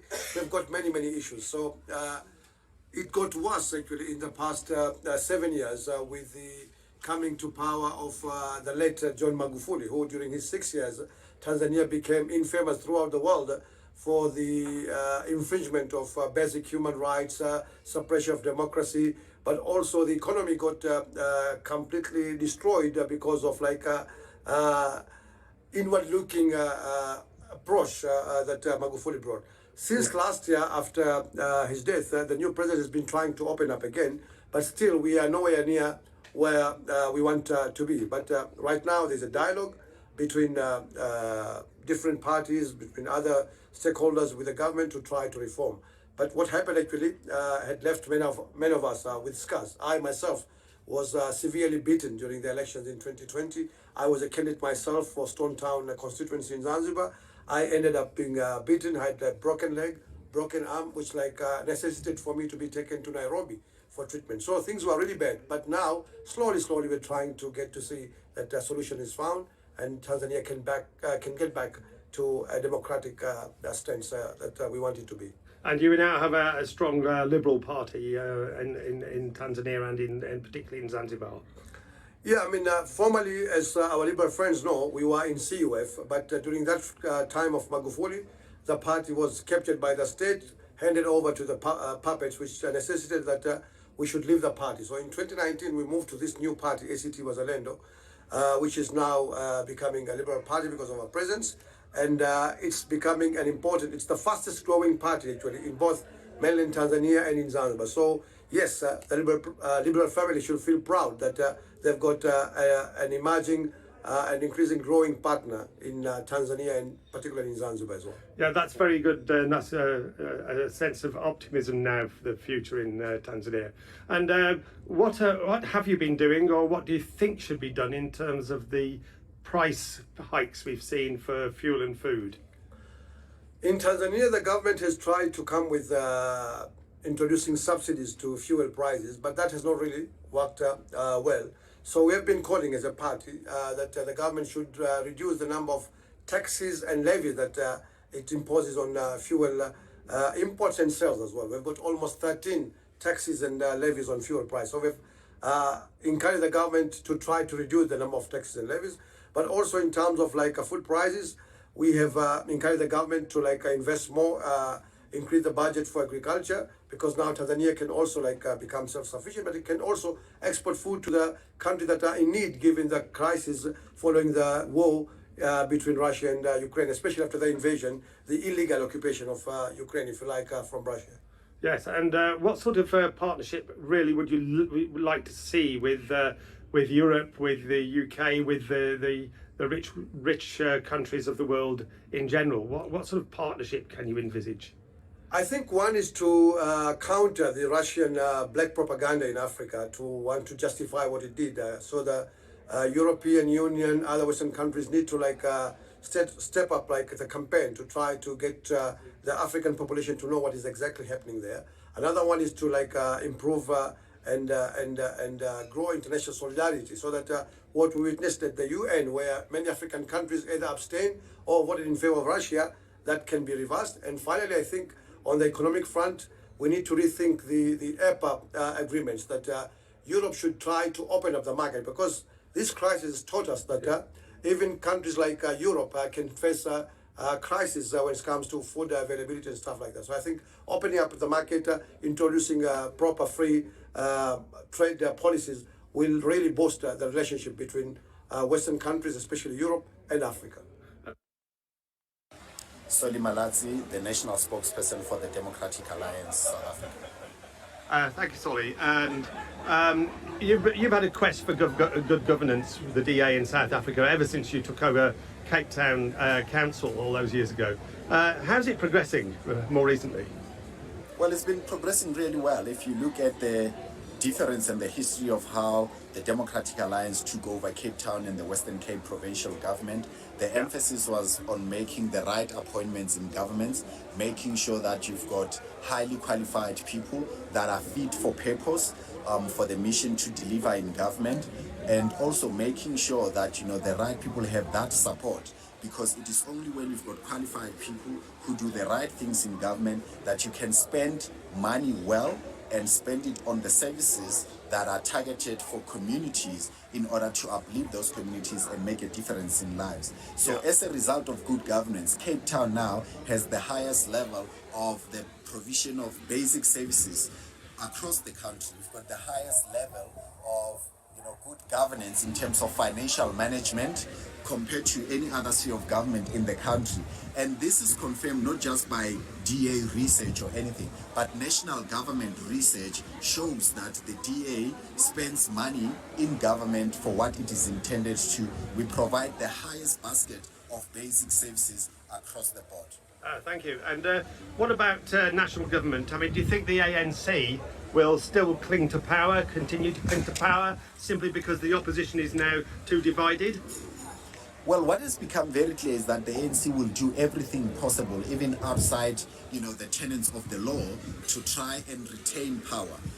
As we have seen, they've been very at the forefront of destabilizing some of the coalition governments that were led by the DA by, buying off other political parties. But it is very important for the DA to be, the lead party amongst the opposition parties who we share common values, because it's important to build a stable coalition that is united by values. So we'll continue to see that pushback from the ANC working with those other parties. But what is important for the DA is we've got to enter into coalitions with parties that share the principles and the values about the rule of law, about a market-led economy, about a professional public service, so that we can impact society in the way that we want to. And a quick one, some of my Lib Dem colleagues have been wondering, with the leadership of the DA looking a little bit more white just recently, that the DA might be losing focus and losing ground with the black vote. How do you respond? Well, that's a very interesting observation, because in the most latest research that was done by a polling company in South Africa, it showcases that the Democratic Alliance is the most diverse party in South Africa, that more black voters and potential black voters are present in the DA than in any other party in the country, even in urban areas. But, to just look at the leadership demographic of the DA, it represents the rainbow nation of South Africa. We've got John Steenhuisen as the leader of the party. We've got the chief whip of the DA in the National Assembly is a black young woman. You've got, the former mayor of Johannesburg, Mpho Baladze. You've got a group of dynamic black leaders that are present across all senior positions in the Democratic Alliance. I think that criticism is the propaganda that the ANC tries to paint at the DA. And the reality is nothing could be further from the truth when you start looking at the composition of the leadership of the DA, both in Parliament and outside Parliament. Yeah, thanks. And finally, is there any particular help in terms of economic partnership that the West, and particularly Europe in particular, can offer? Look, there's ample opportunities that Europe, and the Western world can offer and partner with South Africa, particularly through these pockets of good governance that exist, in Cape Town, in the Western Cape, and in other municipalities where the Democratic Alliance is able to provide the enabling environment for investments to thrive through good governance, through building safer communities. And we hope that through those we can be able to demonstrate to the Western world and to Europe that we've got spheres of government that are led ethically, that are led in the right way, that can be a safe environment to invest and have their businesses doing business. Thank you, Solly. Thank you. Thank you very much. Hi, I'm Timmy Dooley. I'm a member of the Fianna Fáil party in Ireland. I'm a member of Parliament. I'm a member of the Senate. I come from County Clare, and I'm one of the co-presidents of the ALDE party in Europe. Well, Timmy, the relationship between the UK and the Irish Republic has been a bit fractious just recently, largely down to the disagreements over the protocol. What's your hopes for the next few months in that respect? Well, obviously, my hopes, are the hopes of all the Irish people, is that we can get back to a working level of relationship between Ireland and the UK. For sure, Brexit has, being a really difficult issue for us, it has caused a lot of consternation, north and south, east and west. And we had hoped, based on conversations that were ongoing with the British government, that there was a possibility of some potential to resolve the outstanding issues of the protocol and indeed of Brexit. Now, obviously a lot of that is up in the air again because of the uncertainty that exists here right now. So what we're hopeful is that a new Prime Minister will be in place quickly, It's in all our interests. We're nearest neighbours. We trade a lot between each other.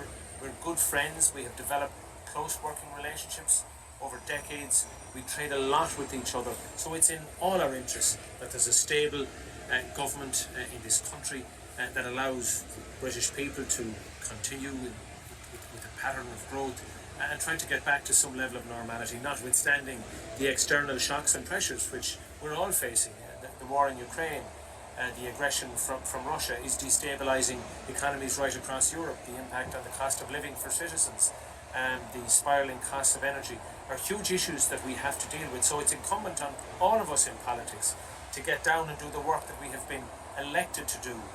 We need to see an end to the infighting that goes on at political level across the divide. We just need to see people working together in the best interests of the people that we seek to represent.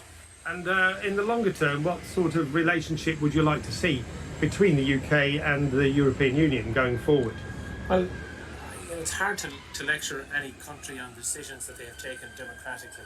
But as an Irish citizen, as a European citizen, and as somebody that has great regard for Great Britain, I was really sad when the people of the UK decided to exit the European Union. I saw that we worked so well together, particularly Ireland and the UK worked so well together at European level. We had a lot of shared interests, common goals, and as a large nearest neighbour of ours, it was a lot of comfort to us to have you on our side. So when you exited the European Union, it became more difficult for us.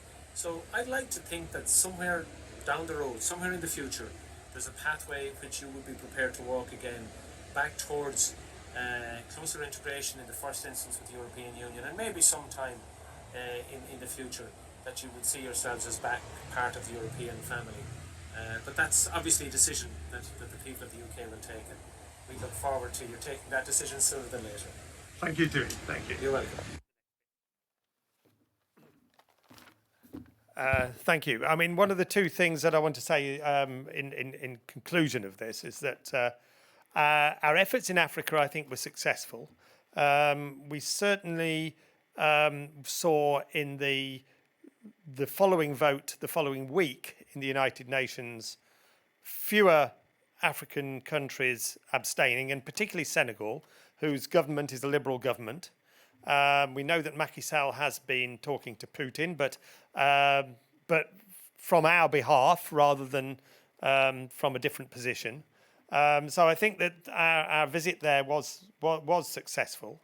And just to point on Timmy's intervention there, the Liberal Democrats actually held joint delegation meetings with Fianna Fáil and the Alliance Party when we were at the LD Congress in Dublin, and we put forward successfully an urgency resolution, a three-party joint urgency resolution on the British government's approach to the Northern Ireland Protocol. So I think that this is sort of we have real achievements to show in these areas. Now I'm going to hand over to David again because we are running a little bit behind, about 10 or 15 minutes. I'm going to hand over to David again now to introduce the next section on China. Thank you, Phil. One of the biggest issues of our time really is how we deal with China, and our party, the Lib Dems, and the Federal International Relations Committee set up a committee to actually look at our relationship. We've taken evidence, we've had debates, sort of the expertise within our own party. I myself have real connection with China in that I spent a good part of my career in Hong Kong and China. I was the sales director, commercial director for Asia Pacific, based in Hong Kong, and my team won the Queen's Award for Enterprise for our work in developing sort of commercial business for The Economist in China. At that time, it was very much seen as, is going back 10, 15 years ago, that we were, businesses were sort of trading with China, there was an opening up of the country, and we've seen that has changed very differently in the last 10 years since President Xi took over. And so this debate that you're now going to see edited took place about a week ago, again on the basis of looking at what's happened since what the implications are, but she now being elected beyond the normal 10 years. After Mao, it was sort of decided that it was best for Chinese leaders to only have 2 terms, 10 years. She has now broken that rule and has basically allowed himself to remain as president for life, and what sort of implications that has for us and our relationship. So it's a really good debate, and I'll hand over to that. Thank you. Hello, my name is George Cunningham, Chair of the UK Liberal Democrats Federal International Relations Subcommittee on China. This recording is an abridged version of a webinar held on the 8th of November 2022 on Chinese President Xi's next 5 years. What should Europe's strategy be? This event was held in association with the Liberal International British Group, the Liberal Democrat European Group, and Liberal Democrat Overseas. The speakers are Professor Kerry Brown, Director of the Lau Institute at King's College London, Lord Jeremy Purvis, Liberal Democrat spokesperson for Foreign Affairs at the House of Lords, Miss Vera Kranenberg, Klingendahl Institute of International Relations, and Miss Maya Nowens from the International Institute for Strategic Studies. Enjoy the experience. Second, on programme. I said, where are the economists? None of the figures in the Politburo are people with an economics portfolio. They have all really worked within the party in political jobs. And I say this because overwhelmingly, the challenges that the party is going to face and the country are economic at the moment. Housing market, where 70% of the wealth is kind of really afflicted by lack of confidence and liquidity. Unemployment is increasing. Growth was about 3.5%. It may go above 4, maybe to 5%, but it's still underwhelming in Chinese terms. There could be a recession. China in a recession is a place we don't know what it looks like because it hasn't been in a recession for many decades. And then finally, the issue of the impact of zero COVID lockdowns, already worrying signs that Guangdong province may well be going into lockdown. That's kind of going to be a big impact because it's so important economically. Really kind of no real sign that this policy is going to be lifted. So how this group face the economic issues, this is going to be really important. And I don't see any clear sign at the moment that these are people who have ever operated in an economic way before. And that may be because they're going to have good advisors who will be appointed in the next few months, or maybe because they just don't care about the economy. That's a kind of a scary thing. Very finally, program. Xi Jinping made a big report on the 16th of October, at the beginning of the Congress, and he talked about commitment to common prosperity. That means, I think, dealing with inequality, and the commitment to dual circulation of China's back by being less dependent on them. And I think the other thing that was really striking in this report was massive commitment to China as a research, development, and innovation power. And that, I think, is where I'm going to maybe conclude, because that's where things get real tricky for the outside world. It is clear politically that the outside world has huge issues with China and differences over values, politics, human rights, in Xinjiang, Hong Kong, all of these issues. It is also pretty clear that working with China is unavoidable, however difficult people find it. And I guess the quandary that I'm sort of wrestling with, and it would be good to hear perspectives tonight, maybe, is China is putting in something like 6-7% of its GDP to research and development in areas that really matter: climate change, environment, things like this, life sciences, dealing with pandemics, believe it or not. That is going to be a big strategic choice, because either we work with China and Chinese partners in this more and more on their terms, or we don't. Thank you for the work, George, for you and colleagues have been doing to help support parliamentarians of trying to navigate some of the challenges that Kerry alluded to.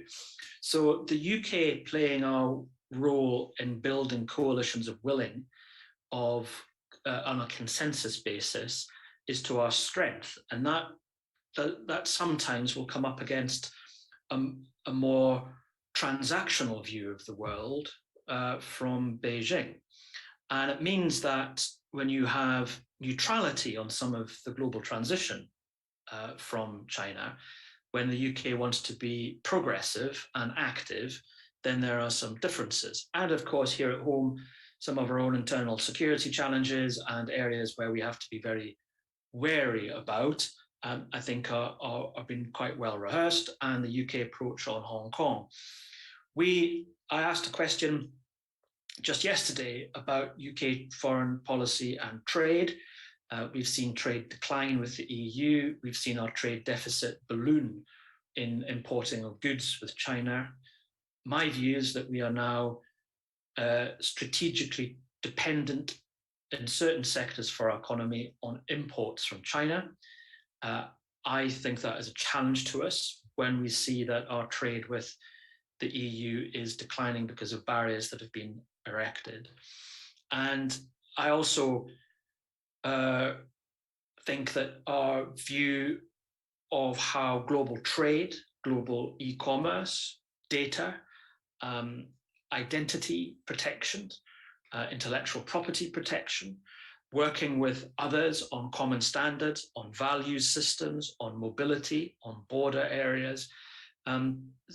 We should be a leader in the UK on global customary international law.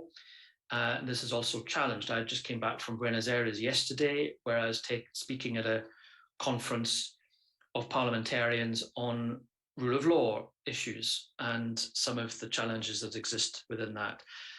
Ultimately, where does this lead us? Well, the House of Lords International Relations and Defence Select Committee published a report which had called the UK having a strategic void when it comes to our relationship with China. I think that I share many of the thoughts for that.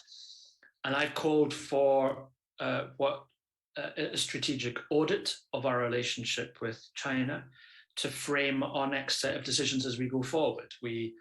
If we believed George Osborne and David Cameron, we are now in year 7 of a golden decade of our relationship. When I watched Xi in the Royal Gallery in the House of Lords address both Houses of Parliament, we are we're having to shift some of our thinking, and an audit of UK strategic interests with our relationship, I think, would be beneficial. I think that should be public, and it should be open and transparent, and we should be consulting so that the UK goes forward in an informed way, so that we can take advantage of the positives, but we also have much more of a clear strategic view of how we address some of the challenges. And I'll leave it at that. To move to Europe, basically the trend of the development that has been going on in Europe and the Netherlands is for sure an example of this, is to move the relationship with China towards one that is based on 2 basic principles. Mostly protect where we must and cooperate where we can, very simply said. And it means that there's a lot of focus now on economic security and on strategic dependencies. I think this dependencies debate really gained attention during the pandemic, of course, when suddenly there were no face masks to be found anywhere. And clearly, with the Russian invasion in Ukraine and the dependence on Russian gas, this has only become more important. What we see, for example, in the Netherlands, we've had a few cases where the Dutch government has actually intervened in order to make sure that companies that have advanced technologies would not be taken over by Chinese investors. So in 2020, this happened twice, actually, once with a shipbuilding company and once with an integrated photonics company. So this is also a high-tech area. And so we see that with the high-tech question, it's about strategic dependencies, yes, but it's also about the unwanted technology transfer. That's the other big issue that Europe is dealing with in its relations with China on this front. Because the Chinese government's tech policies, they lead to risks for Europe. And in certain high-tech areas, such as semiconductors, the strategic dependency on China is not the main concern, but the technology transfer is one of the main concerns. Of course, there are several ways to gain access to technological knowledge, and acquiring companies or acquiring a stake in companies is one of those. And as was mentioned before, EU member states, they have, of course, export controls, and many are working on investment screening mechanisms. So there is a lot happening, but those mechanisms, of course, do not cover all areas to acquire sensitive technology. And one example of that is that me and my colleagues researched was on European-Chinese joint ventures in China that exist in all the focus technology areas that the Chinese government laid out in Made in China 2025. Sometimes those joint ventures include Chinese state-owned enterprises, and sometimes they even declare themselves that one of their main objectives is technology transfer. So this is an issue that European governments need to look into. Important also point to highlight, and it was highlighted recently with the latest US export controls on Chinese semiconductor companies, is that the challenge for Europe is not just coming from China, but also from US competition with China and the need for European states to maneuver between the great powers. It was reported, for example, a few days ago that the US would start negotiations with the Netherlands and with Japan in order to convince them to adopt similar export controls that the US has started themselves. And that's just one example of a pressure coming from heightened competition between the two powers. And it has direct consequences for the interests of European states. Look, as my title suggests, look at security and defense more broadly when it comes to China. So I'm going to focus my remarks on that and a little bit on my takeaways from the 20th Party Congress and what that means for us. I think my first takeaway is that from the Party Congress work report, I thought the focus on the international environment no longer being firmly in China's favor was a really interesting, different tone that was not the case in 2017 when we saw the last Party Congress. I mean, this, from my perspective, was really all about preparing the Chinese population for a struggle with when it comes to economic growth or lack thereof, struggle when it comes to social inequality, struggle when it comes to international relations as well. And though the US was never once mentioned by name in the report, it was certainly not omitted from the report in sentiment.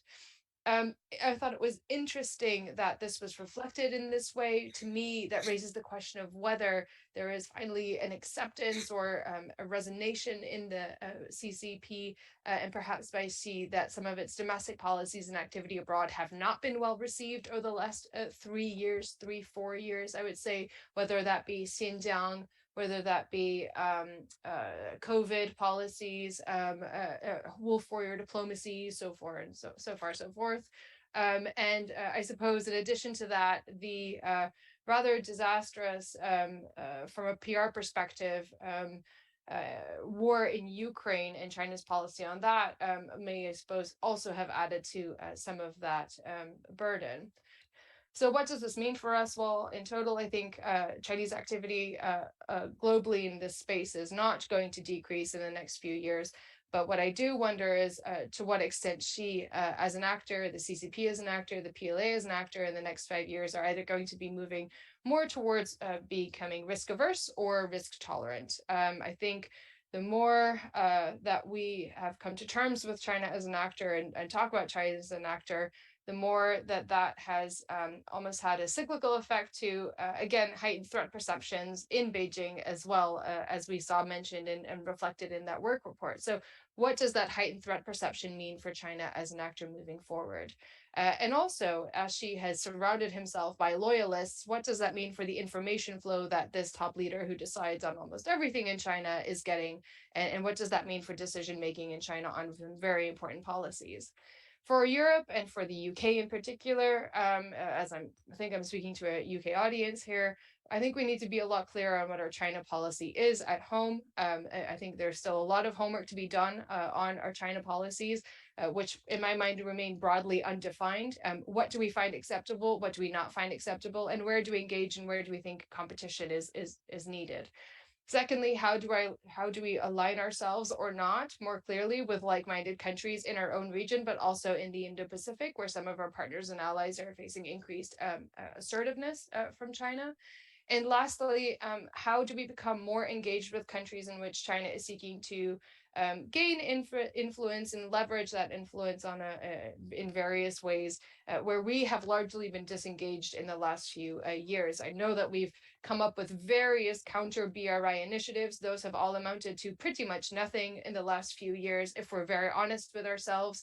And they've just gone through multiple relabeling exercises. So what is it that we're actually offering to countries that seek engagement or perhaps alternatives to China? Do we need to provide an alternative like for like in all areas of the Belt and Road Initiative? Probably not, because we simply can't. So then what's left for us to do, and where can we leverage our strengths and work with countries to actually understand what they need and how we can be of service and help? And I'll leave it at that. The rise of China is a truly extraordinary challenge. It will have a significant impact on all our lives this century. Thank you for listening.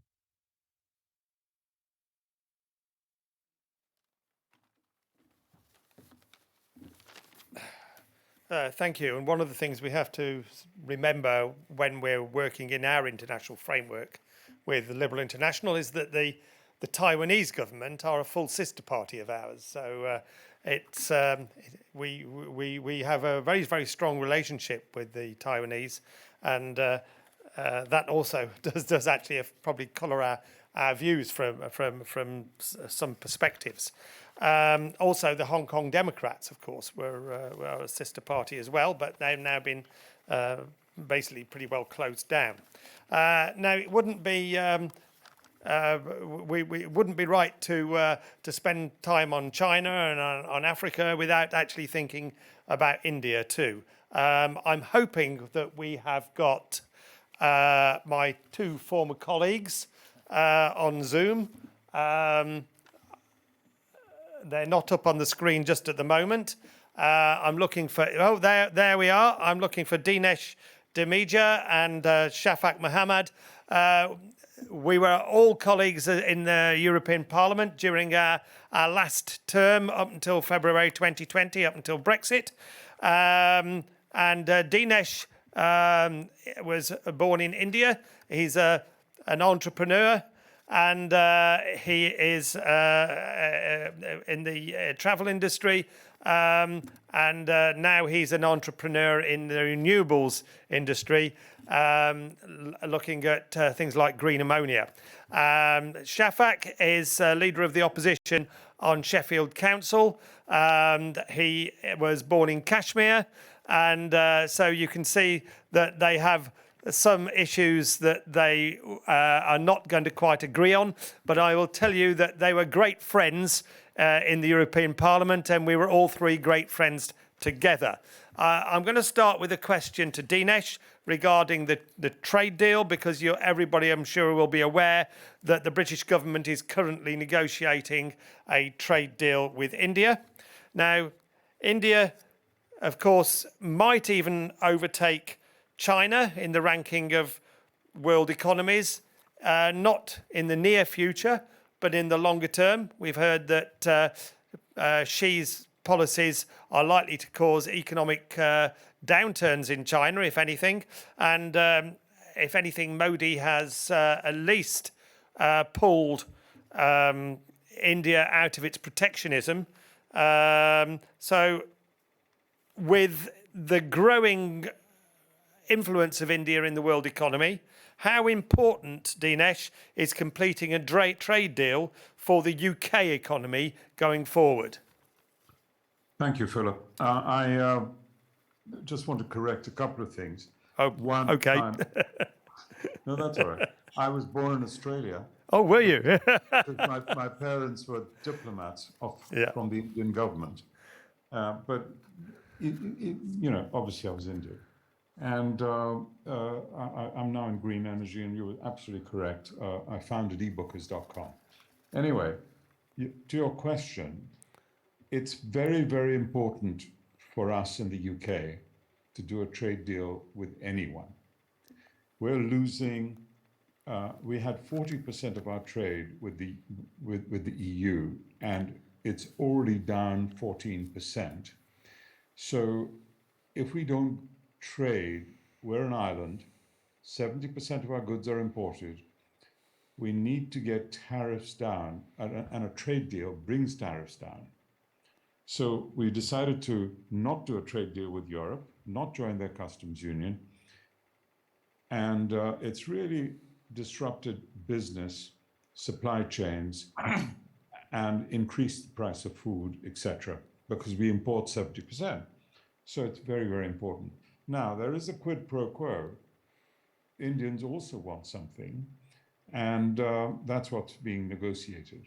I mean, I know a few more things about the trade deal if you want me to say those, but Philip, I'll leave it to you. Thank you, Dinesh. I'll come back with some supplementary questions in a second. No. To Shafak. Now, the Modi government has given rise to a number of concerns regarding human rights and of course, the revocation of Kashmiri autonomy, which, of course, you have a direct interest in. Now, should this affect our approach to the trade negotiations with India now? I think we need to have a trade deal. Dinesh is right, and I was going to correct you as well, Phil, that Dinesh was born in Australia. But actually, I think we have to have trade deals, whether it was with the EU and India or now the UK and India. So that's the first thing, I think, because I think it will bring great benefit to both countries, and particularly India, where I see it lifting millions more out of poverty and actually bringing about some changes. Yeah, you're right, there are some issues. There are issues around human rights, civil liberties. Don't take my word for it. Just Google Amnesty International India. You can see the overview there about some of the kind of stuff that's going off around curbing freedom of expressions online, etc. And the likes of Amnesty International finding it difficult to actually, kind of operate there. However, there are issues that you can start to talk to authorities if you have a relationship. If you don't have any relationships with governments, then, and particularly via trade, then you don't have that avenue to actually raise those concerns. Clearly, we've got a long history with India. It's not just the British Raj. We've now got here, I don't know how many is Dinesh, how many people from India, but let's be honest, how many people from Bangladesh, Pakistan? We all want to buy those products. No one kind of discriminates between basmati rice produced in the Pakistan side of Punjab or the Indian side of Punjab, but as far as we're concerned, it's Punjab. So I think there's opportunities there. I think what the UK government has to do, and this is the dilemma, this is part of your kind of discussion today, is there is this dilemma that how hard you push on issues that often nations will see as being domestic, and how hard do you just rely upon. Yeah. I mean, I know in my time during the European Parliament, one of the things that came to me, and I was pretty shocked by it, was actually the production of cashew nuts, and a French TV station had gone to India, and some of the work conditions there were not great, particularly for the women. Now, when we spoke to the Indian embassy in Brussels, they came up with lots of documents that showed they were safeguarding women, but unfortunately the practice is there. And I think what will happen is, as we increasingly trade more with India, there will be a lot more scrutiny in terms of how goods and services are produced.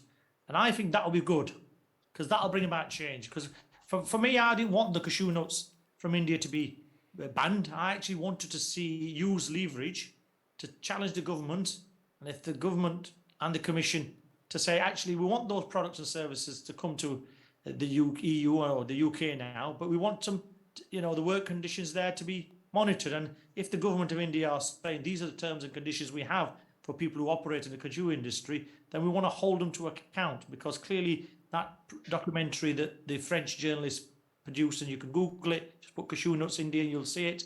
It's basically when they are prizing open the kind of nut, there's acid and the women's hands were basically being burned. So there's lots of issues. I do see the trade deal with India being positive, but actually there are some challenges and dilemmas that we as a nation have to challenge. And if the government doesn't do it, Phil, I'm sure consumers will put pressure on companies that trade with India. And that will, in my view, be a positive. And sure, and same, by the way, the Indian consumers should put pressure on UK, because we're not perfect either.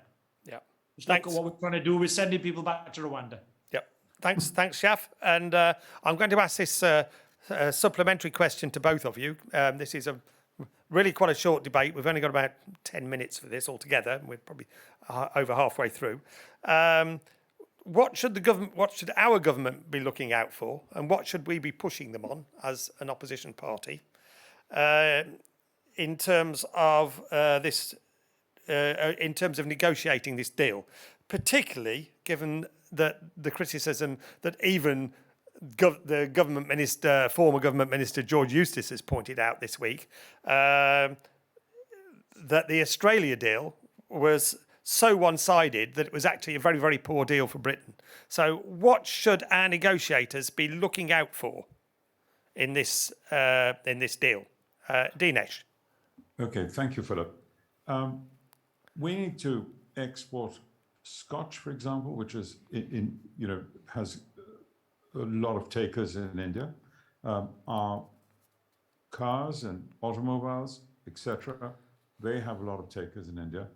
And I don't think there'll be a problem from the Indian side, because the car industry and their whiskey and other industries, drinks industry, is now quite mature.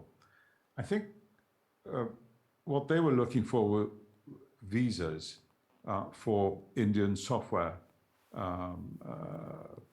people. And, that's good for us anyway. I mean, I want as many software people to come here, whether they come from India or America or Australia, I don't care. It really helps our businesses here. So it wasn't a big deal there. As regards to the Australia deal, they just wanted to do a deal, and Australia put their terms down and they said, fine. And they just want to show how leaving the EU really works for the UK. So, and everyone, just said, yeah, well, that's great. Now, George Eustice, after he leaves his ministerial job, turns around and says, what a bummer. Well, that's easy. Why didn't he do so there and resign? He didn't. So I'm not 100% sure on this.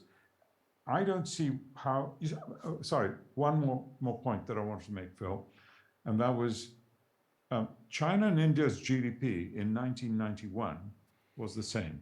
Yeah. It was around $2 trillion. Today, China's $15 trillion.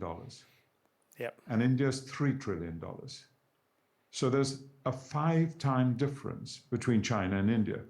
And I mean, if India can catch up, 15, as you were suggesting, because of a trade deal, it would be amazing. But there is a big opportunity for all countries to do a trade deal with India, because there's 1.4 billion people there. And they're all getting out of poverty and getting into, and they have a lot of money to spend. Sorry, I'm taking too long. No, that's fine.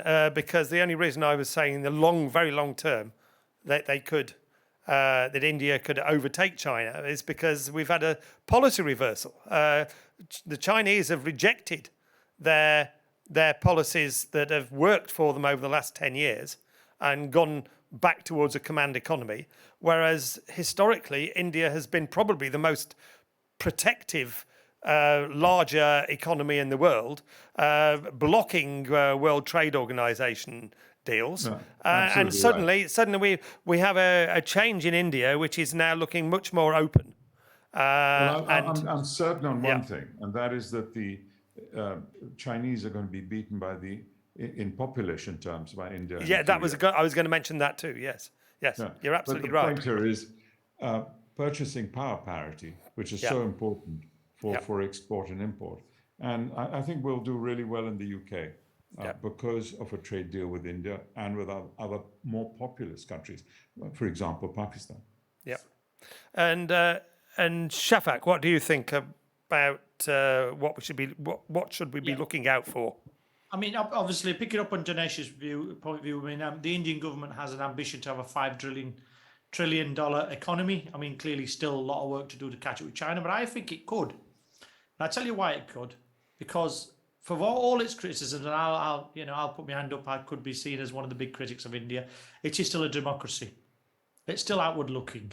It's not the authoritarian state that China is. And actually, as Western consumers, whether was the 500 million consumers in the EU or what we got here in the UK, Canada, Australia, etc., India has the opportunities.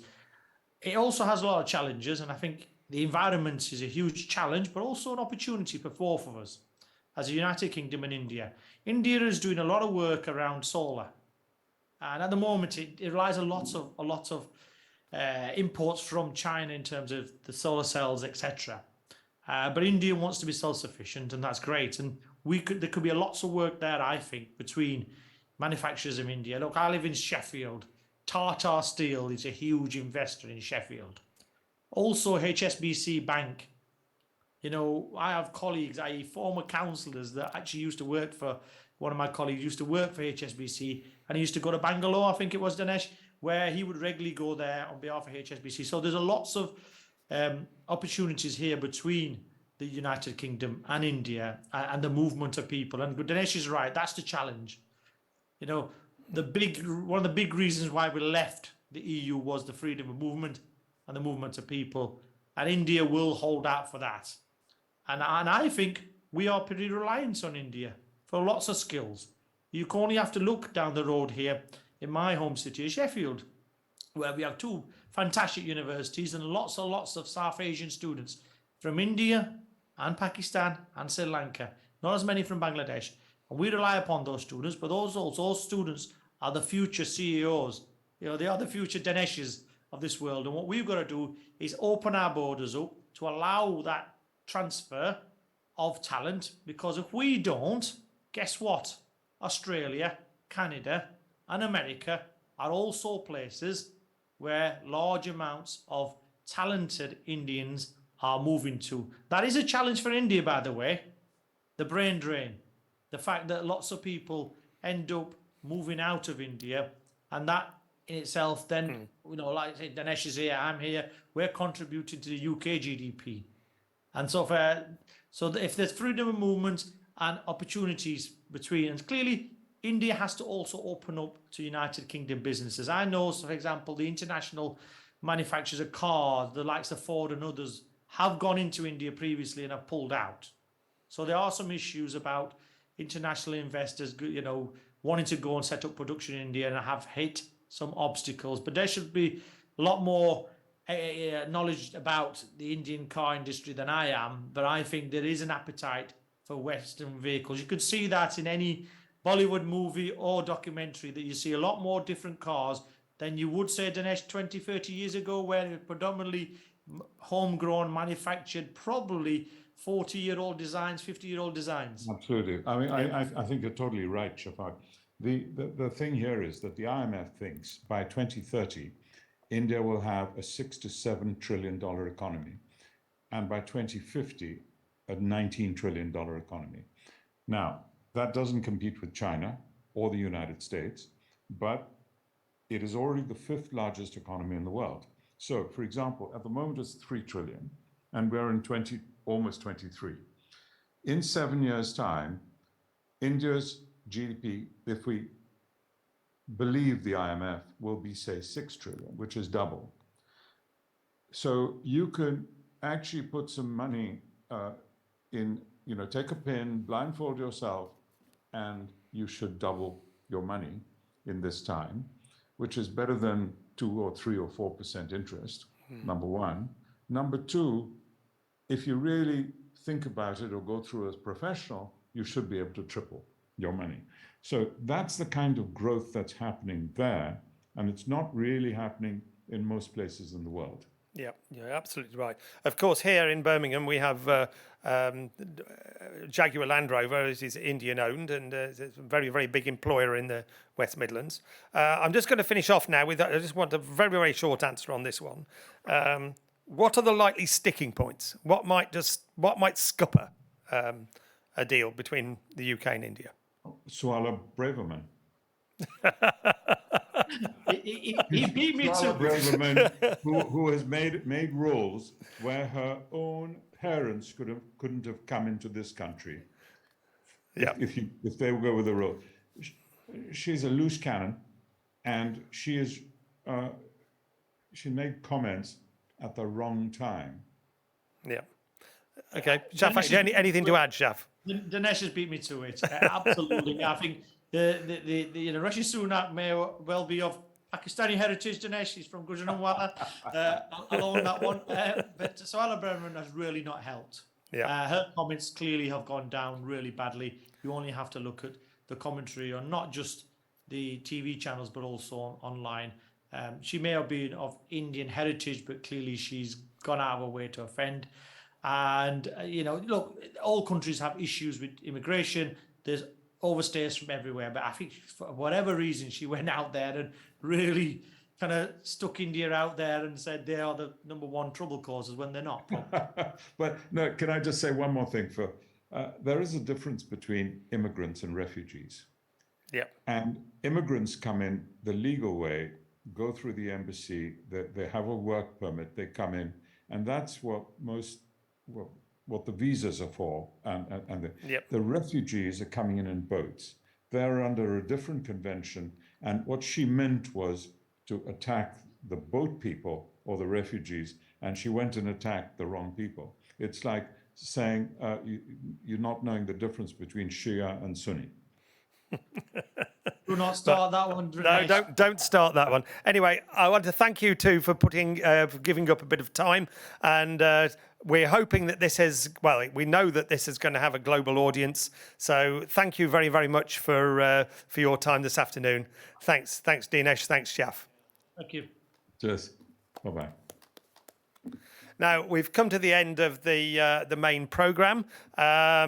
And I just want to thank everybody who's taken part. And I'm going to leave it to Sal Brinton, who, of course, is our Bureau member, Vice President of ALDI, our European family of Liberal parties. So I'm going to leave it now to Sal Brinton to close this event. And thank you all. Thank you for the listeners. Thank you for those who have tuned in on Vimeo. And thank you for those who are going to view this later as a recording. Thank you. The Liberal Democrats, and before the Liberal Democrats, the Liberals, have always believed that internationalism is core to our values.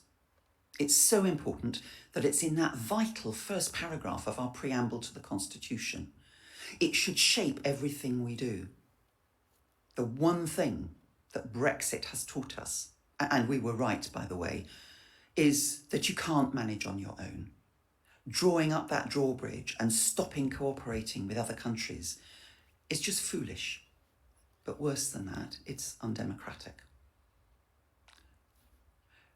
We, the Liberals, in 1947, were co-signatories to Liberal International. Their manifesto was launched at Oxford. It was in the aftermath of the Second World War, and a group of parties and individuals came together because we believed that it was vital there should not be war again on European soil. The only way to make that work was for us to work together. And the same is true wider across the world. If you look at the work of Liberal International now, it's a combination of building parties, building strength, training and supporting, and I've been lucky in my past to help do some of that. But it's also about supporting each other in times of trouble. So we support colleagues in Cambodia, in Venezuela, in Ukraine, in Russia, at the times of real hardship for them, especially when the authoritarian and despotic rulers are trying to silence them, where the leading politicians end up in prison, are killed, or have to live in exile. We will always be there to stand with them. But it isn't just about offering others help and support. As your president in 2015 to 2019, I understood, because of the support that we got from our sister parties around the world, in good times and in extremely difficult times, that we had people we could lean on, learn from, that would help to build our strength again in the future. So thank you for coming to this session today. If you are interested in taking international matters further forward, get involved either with the Liberal International British Group or with the Liberal Democrats European Group, both of which are very keen to make sure that our voices are heard. get involved in the elections for delegations to both ALDE and to LI. And remember this, the United Kingdom and the Liberal Democrats will never thrive if we turn our backs on the rest of the world. Let's make sure we don't.